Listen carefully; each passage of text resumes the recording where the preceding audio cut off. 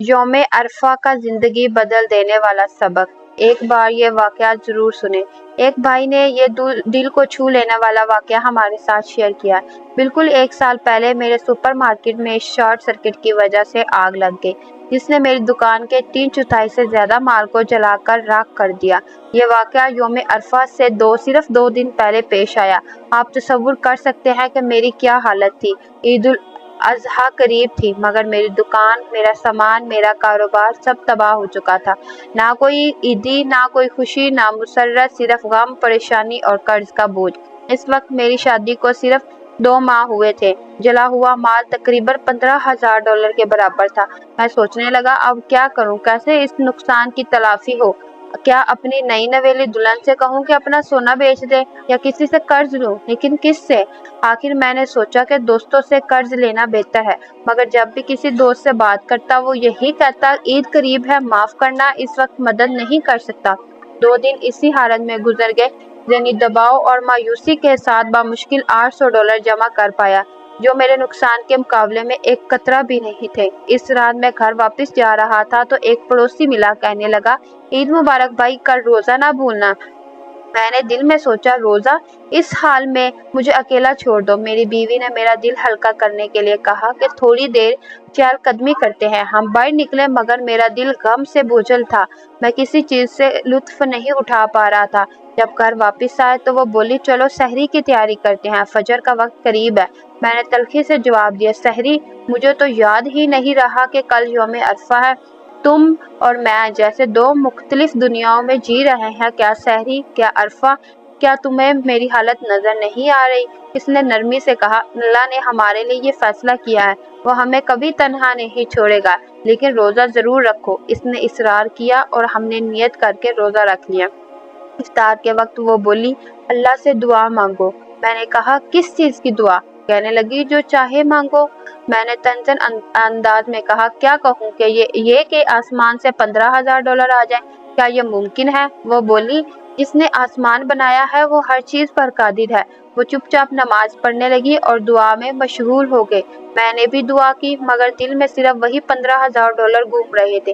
میں چاہتا تھا سب کچھ واپس مل جائے۔ مغرب کے 1 گھنٹے بعد میرے ایک دوست کا فون آیا، کافی شاپ آؤ، تم سے ضروری بات کرنی ہے۔ میں گیا تو اس نے کہا، میرے ایک جاننے والے نے پیسے جمع کیے ہیں، وہ کسی کاروبار میں سرمایہ کاری کرنا چاہتا ہے۔ تم سے بہتر کوئی نہیں لگا مجھے۔ ہم نے اس شخص کو بلایا، وہ آیا اور کہا، میرے پاس $30,000 ہے اور میں کاروبار میں لگانا چاہتا ہوں۔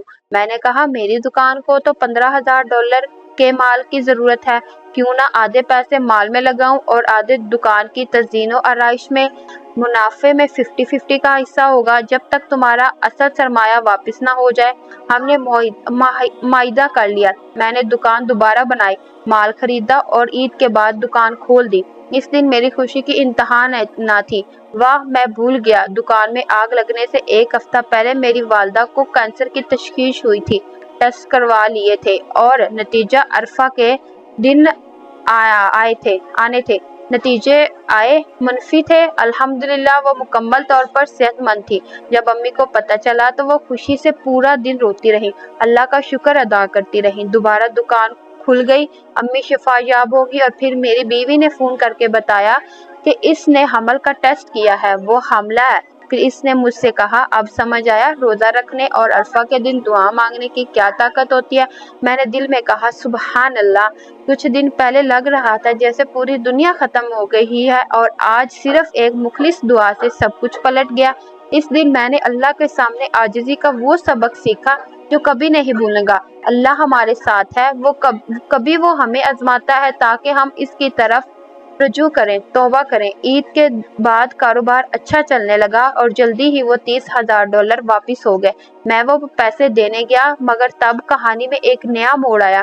اس شخص نے کہا، سچ یہ ہے کہ یہ پیسے میرے نہیں ہیں، کسی شخص نے جس کی بیوی کینسر سے صحت یاب ہوئی، اللہ کی رضا کے لیے یہ تمہیں دلوائے۔ وہ تمہاری مدد کرنا چاہتا تھا، گمنام رہ کر۔